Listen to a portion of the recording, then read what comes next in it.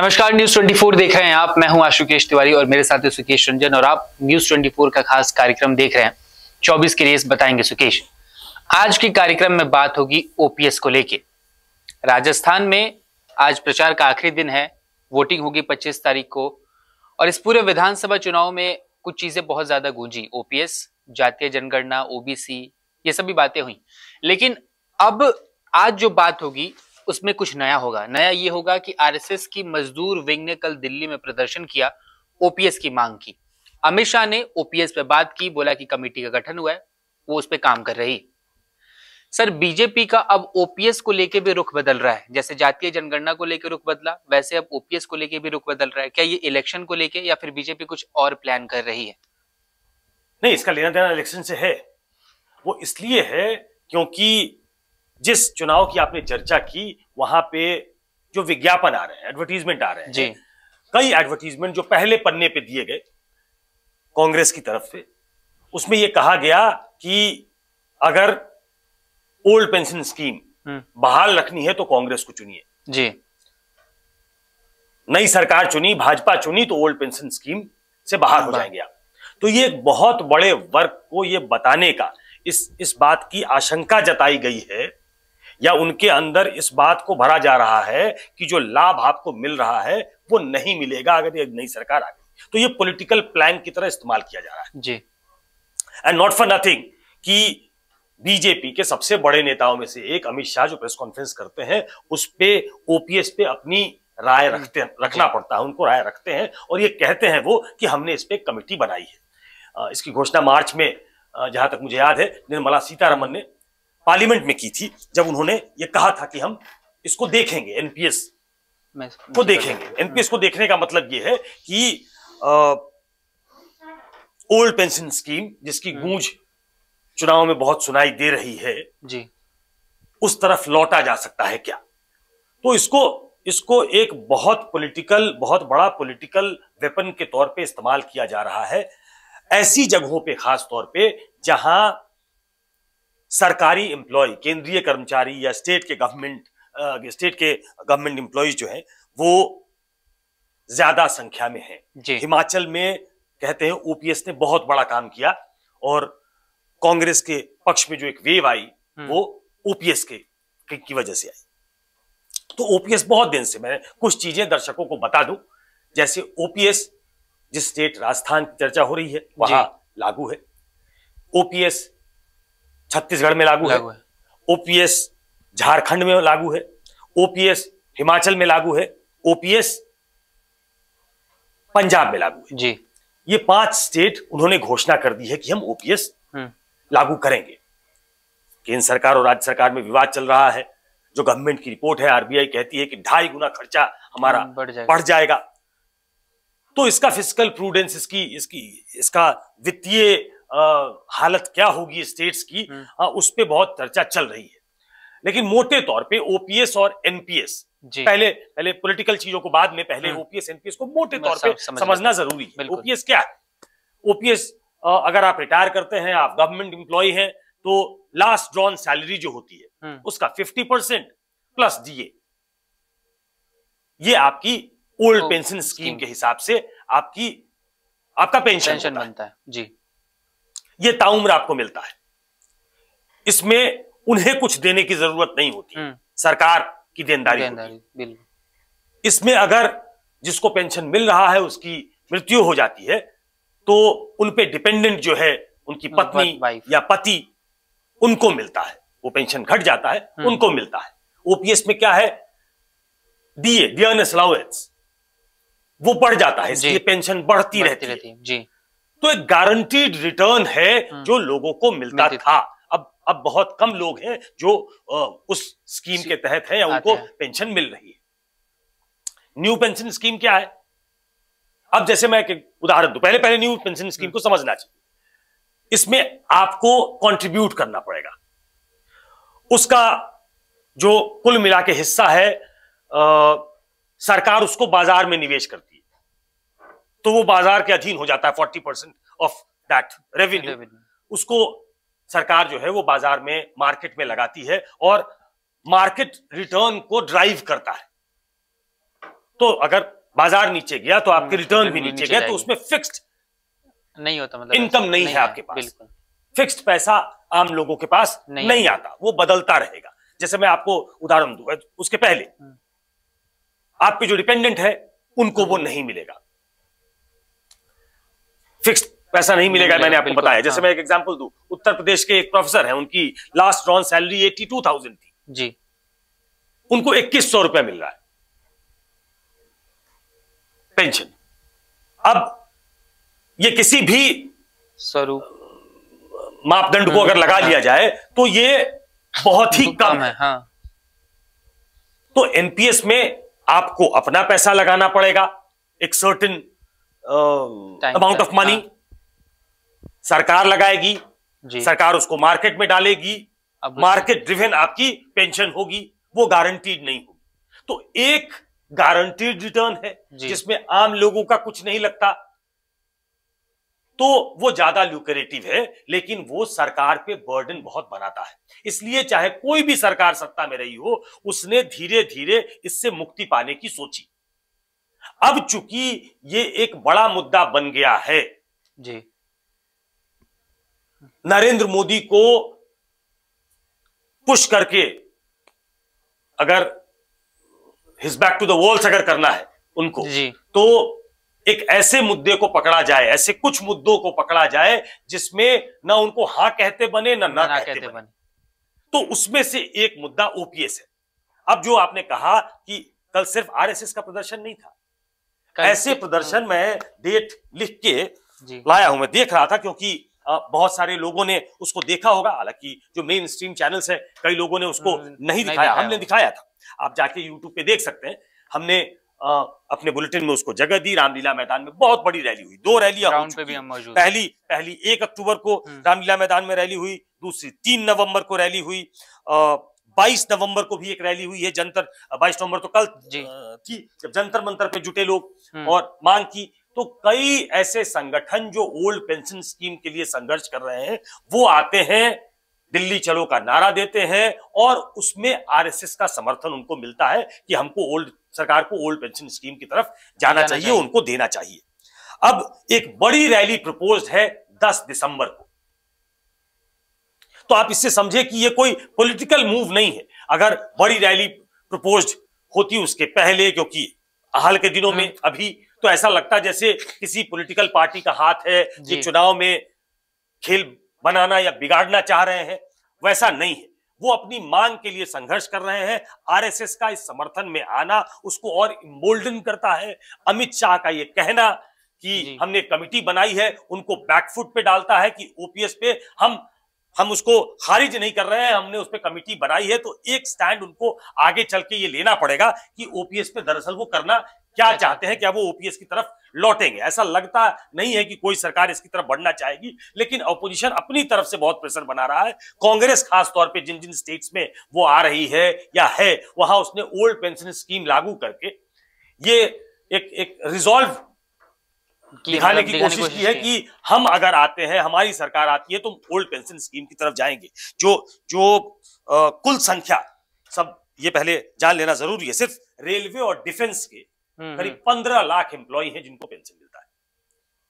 अब 15 लाख अगर उनके परिवार को देख लिया जाए तो ये अच्छा खासा वोट बैंक भी हो जाता है। अभी एक गुप्त मतदान हुआ इन 15 लाख लोगों के बीच, वो भी खबरें आई हैं।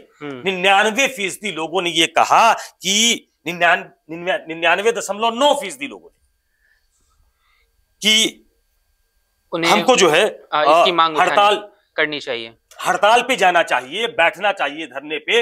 ऐसे करीब 99.9 मतलब करीब 100% जो ये 15 लाख जिन्होंने जो एम्प्लॉय है, उन्होंने 20 और 21 नवंबर को इस वोटिंग में हिस्सा लिया और उनका ये मानना है।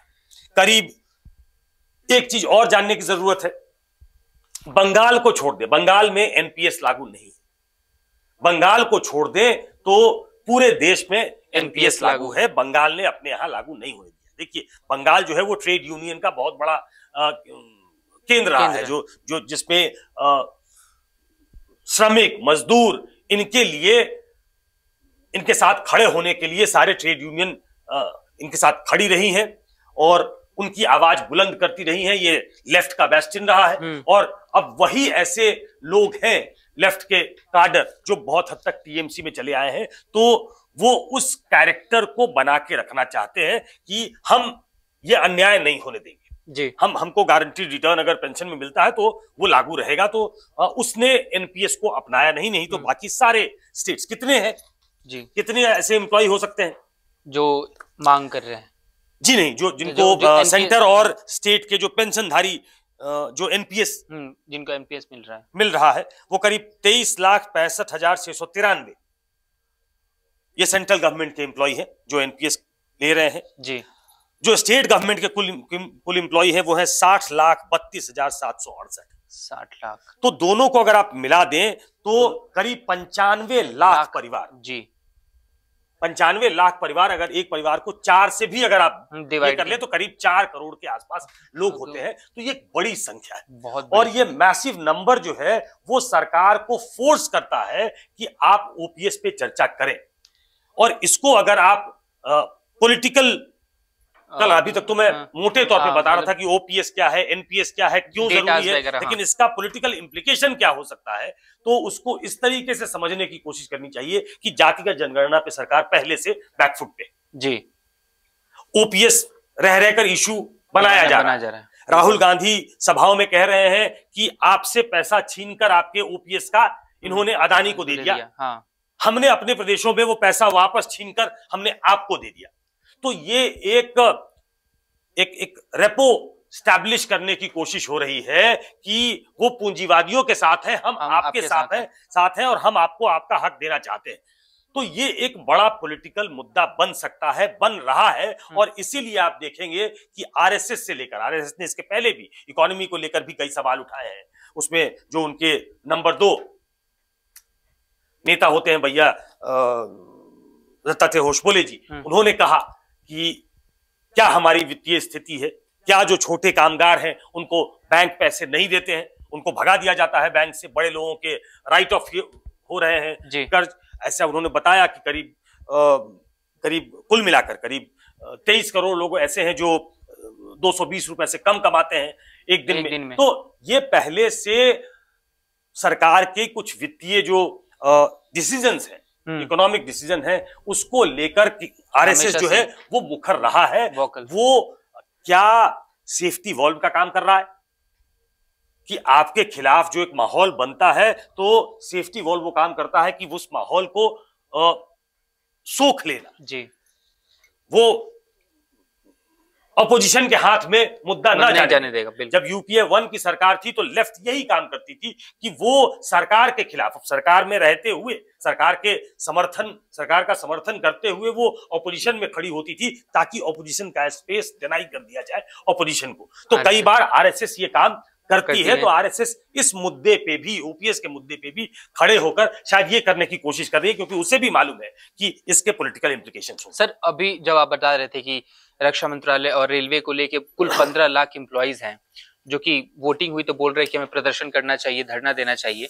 मैं ऐसी ये खबर पढ़ रहा था जिसमें मेरे को एक और बात पता चली कि केंद्र सरकार कुछ ऐसा कह सकती नोटिफिकेशन लेके आई थी कि जो व्यक्ति ओपीएस के लिए एलिजिबल थे लेकिन वो अभी एनपीएस में है, उनको दोबारा से ओपीएस में शिफ्ट किया जाएगा। पहले वो सूची 31 कुछ उसके डेट्स थे, उन्होंने कुछ कटऑफ्स निकाले थे कि अगर आपकी हायरिंग इस डेट में हुई है, इस डेट में हुई है तो आप उसे रीअप्लाई कर सकते हैं, अगर आप रिटायर्ड भी है तो आप उसे रीअप्लाई कर सकते हैं और फिर आपको शिफ्ट कर दिया जाएगा। पहले वो 31 अक्टूबर तक उसके डेटा रिलीज होने वाले थे कि इतने लोग जो हैं वो दोबारा से ओपीएस में शिफ्ट किए गए। वो सारे के सारे केंद्र सरकार के कर्मचारी होंगे, रेलवे विभाग वगैरह सबको लेके। अब बोला जा रहा है कि वो 30 नवंबर तक उसकी सूची जारी कर दी जाएगी और बताया जा रहा है कि बहुत बड़े स्तर पे लोगों को ट्रांसफर किया गया है उधर। अब ये खबर कितनी ज्यादा सही है, कितनी ज्यादा सही नहीं है, लेकिन इस वक्त ये फैसला लेना एकदम से जब ओपीएस वगैरह। आप शायद न्यू टैक्स रिजीम की बात कर रहे हैं। नहीं, ओपीएस में अभी ये चॉइस नहीं है कि आप ओपीएस लेंगे या एनपीएस लेंगे। चॉइस की बात नहीं कर रहा मैं, ये कोई चॉइस नहीं था। मतलब उन्होंने एक कैटेगरीज निकाली थी उन्होंने। मैं उस खबर के बारे में बताऊंगा, मैं उसका लिंक डिस्क्रिप्शन बॉक्स में दे दूंगा, आप जाके उसे देख सकते हैं, मैं आपको भी बताऊंगा। तो उसमें उन्होंने ये बोला था कि जैसे उन्होंने 1 जनवरी 2004 तक का आंकड़ा दिया। मतलब अगर आपकी हायरिंग 1 जनवरी 2004 से पहली हुई है तो आप जैसे होता है ना, आपने एग्जाम दे दिया, आप एलिजिबल हो गए, लेकिन आपकी ज्वाइनिंग 1 जनवरी 2004 के बाद हुई, यानी मतलब 2004 में ज्वाइनिंग हुई आपकी, फरवरी में हुई, मार्च में हुई, लेकिन आपने ज्वाइन मतलब आपने एग्जाम पहले ही दे दिया था, आप क्वालिफाई पहले ही हो गए थे। अब उन कर्मचारी, वो जो कर्मचारी थे वो तो ओपीएस के लिए एलिजिबल थे, लेकिन अब उनकी हायरिंग लेट हुई थी, उनको एनपीएस मिलने लगा, तो वो कर्मचारी अब दोबारा से ओपीएस में ट्रांसफर किए जाएंगे और उनके नंबर्स भी बहुत ज्यादा है। तो केंद्र सरकार मैं इसकी पुष्टि नहीं कर सकता हूं। वो नंबर्स कितने हैं इसकी पुष्टि भी इसके नंबर नहीं हो सकती, बताया गया, लेकिन मोटे तौर पे जो एक लार्जर इशू है वो ये है कि ओपीएस जो पुरानी पेंशन स्कीम थी जिसमें गारंटीड रिटर्न थी, वो विड्रॉ हो चुका है। पूरे देश में एनपीएस लागू हो चुका है और ये सबसे पहले सोचा गया, कोई भी सरकार, सबसे पहले अटल बिहारी वाजपेयी के समय में सोचा गया, उसके बाद मनमोहन सिंह के कार्यकाल में इसको लागू किया गया। अभी तक इसको लेकर इतना बड़ा इशू नहीं बना था। मैं कहता हूं कि इसको इशू इसलिए बनाया जा रहा है क्योंकि हमारी, और खासतौर पे कोरोना के बाद से जो वित्तीय हालत गड़बड़ाई, लोगों के हाथ में पैसे नहीं रहे, तो ऐसे में पॉलिटिकल पार्टीज जो अपोजिशन में थी उनको ये लगा कि ये एक अच्छा मौका है जब आम लोगों के साथ अपने रेपो को स्टैब्लिश किया जाए और ये कहा जाए कि आपके हाथ में पैसे मिलने चाहिए। हमारा जो देश है वो संचय करने वाला देश है। वो पेंशन लोग कहते हैं कि वो बुढ़ापे की लाठी है। तो जो ट्रेडिशनल सोच है वो उस तरफ जाया जाए। अधिकतर लोग इस ट्रेडिशनल सोच के साथ होते हैं कि हमारी गारंटी रिटर्न हो, हमको पेंशन मिले, हम चले जाएं तो हमारे बेटर हाफ को मिले। तो इसको एक पॉलिटिकल इशू बनाने की कोशिश खासतौर पे कांग्रेस ने की है। बाद में पिच इन किया उसमें आम आदमी पार्टी ने, क्योंकि उसकी पंजाब में सरकार है तो उसने वहां लागू किया। जो झारखंड प्रदेश, वहां हेमंत सोरेन है तो उन्होंने लागू किया। तो पूरे विपक्ष जो इंडिया ब्लॉक बना है, उन्होंने एक मॉडल पेश करने की कोशिश की है कि हमारी सोच पेंशन को लेकर ये है, हम आपके पैसे को बाजार में लगाकर बाजार के अधीन नहीं करना चाहते हैं, आपका पैसा जिससे जो आपको गारंटी रिटर्न न दे सके। इस पे दो व्यू हैं। मैं कहता हूं सरकार कोई भी वो इस बोझ से बचना चाहती है, इस वित्तीय बोझ से बचना चाहती है, लेकिन पॉलिटिकल, इसको कहते हैं कॉन्स्पिरेसी ऑफ सर्कमस्टांसेस, कि उसने विपक्ष को एक इशू दे दिया है जो सरकार को भी डॉक में डालेगा, उन्हें इस पे सोचने को मजबूर करेगा।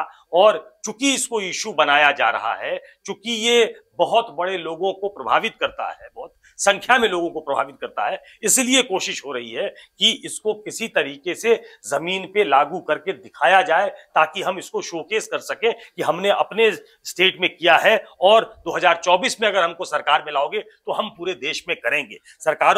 उन पार्टियों से भी पूछा जाना चाहिए कि पहले इस पे आपका नजरिया क्या था। ये थॉट आउट प्लान है आपका, चूंकि आपको लगता है कि एक बहुत बड़ा वोट बैंक है और ये बहुत बड़ा लाभार्थी का काम कर सकता है आपके लिए, कि आप उसको बेल आउट करोगे, आप उसको ओपीएस से नवाजोगे, वो आपको इन टर्न वोट देगा। तो एक लाभार्थी वर्ग बनाने की कोशिश की है। ऐसा बहुत सारे लाभार्थी वर्ग नरेंद्र मोदी ने अपने लिए, भाजपा के लिए, एनडीए के लिए बनाया है। तो ये पॉलिटिकल डिसीजन है, पॉलिटिकल मूव है जिसको भुनाने की कोशिश है। मतलब बेसिकली ऐसा कह सकते हैं कि इंडिया की दूसरी जीत, पहले जातीय जनगणना पे नहीं बोल पा रहे थे, अब ओपीएस पे बोलना पड़ रहा है, जातीय जनगणना पे भी बोलना पड़ रहा है।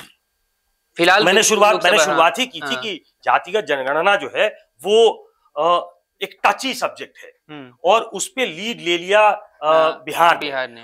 उसको फोर्स किया जब बिहार ने, तो कांग्रेस जो आमतौर पे इसकी विरोधी रही है, वो भी इसके वो खुलकर अब जातिगत जनगणना के पक्ष में आ गई है। ओबीसी के पक्ष में बोलना उसने शुरू कर दिया है। तो वो एक बिल्कुल एविडेंट शिफ्ट दिखाई देता है कांग्रेस की रणनीति में जातिगत जनगणना को लेकर। अब जातिगत जनगणना के बाद ओपीएस का मुद्दा, हालांकि ओपीएस पहले भी कई बार मुद्दा बना है, लेकिन पिछले कुछ चुनाव में हिमाचल और कर्नाटक में जीत दर्ज करने के बाद, जिसमें हिमाचल में ओपीएस का बहुत बड़ा रोल है ऐसा बताया जाता है, तो उसको और बड़ा बनाने की कोशिश है। ये एक पोटेंट वोट बैंक जो है उसको अपनी तरफ करने की कोशिश है और यही फोर्स करता है सरकार को कि वो इस पर रीथिंक करें। उन्होंने कमेटी बनाई है, उसकी पूरी जानकारी अभी नहीं है कि उसकी कितनी मीटिंग हुई है, उसको ओपीएस ने की तरफ जाने के लिए क्या कोई उस कमेटी ने मन बनाया है, इस तरह की कोई जानकारी, कोई पुख्ता जानकारी नहीं है, कोई किसी ने पुष्टि भी इसकी नहीं की है। लेकिन ये कहना सरकार के एक बड़े मंत्री का इस तरफ इशारा करता है कि वो ओपीएस को एक बड़ा चैलेंज मानते हैं जो पोज कर रहा है उनके सामने अपोजिशन। मतलब बेसिकली ऐसा कह सकते हैं कि दूसरा सबसे बड़ा दाव था इंडिया गठबंधन का, जिसने बीजेपी को एक बार फिर से झुकने के लिए मजबूर कर दिया है। जातीय जनगणना पे बात नहीं हो रही थी, लेकिन अब उस पर बोलना पड़ा। अमित शाह ने ही बोला, फिर बाद में इस पे बातें भी हुई। इसके बाद से अब ओपीएस पे भी बात होने लगी है। अब देखते हैं 2024 के चुनाव में क्या ये सबसे बड़ा मुद्दा बन के सामने निकलता है, क्योंकि सर ने जैसा बताया कि लगभग आप देखिए तो 95 से 96 लाख एम्प्लॉइज, और गुना करे तो 4 करोड़ के आसपास अगर वो पहुंचेगा तो ये बहुत बड़ा नंबर होता है, बहुत बड़ा वोट बैंक होता है। फिलहाल इस वीडियो में इतने ही। अगर इससे रिलेटेड कोई भी अपडेट आएगी तो हम तक जरूर पहुंचाएंगे।